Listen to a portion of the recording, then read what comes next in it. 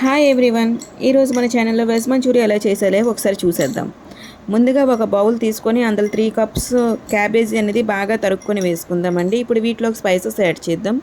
Spices ఏమించో 2 tablespoon కారం, 1 tablespoon garam masala, 1 tablespoon pepper powder, 1 tablespoon salt, 2 tablespoon 3 tablespoon cornflour, 3 tablespoon maida 1 tablespoon అల్లం వెల్లుల్లి paste వేసి బాగా mix చేసుకుందామండి. దీనికి మనం వాటర్ అనేది యాడ్ చేయక్కర్లేదు.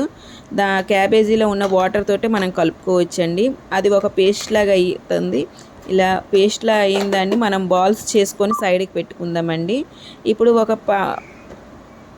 ప్యాన్ తీసుకొని అందులో ఆయిల్ హీట్ అయ్యాక ఈ బాల్స్ అన్ని వేయించుకుందామండి. బాల్స్ అనేవి గోల్డెన్ బ్రౌన్ కలర్లోకి వచ్చినంత వరకు వేయించుకొని సైడ్కి తీసుకుందాం.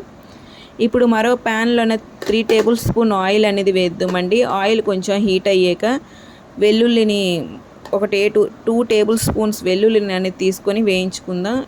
వెల్లుల్లి ఫ్రై అయ్యాక ఒక ఉల్లిపాయని తీసుకొని కట్ చేసుకొని అది ఒక 50% కుక్ అయినంత వరకు వేయించుకుందామండి.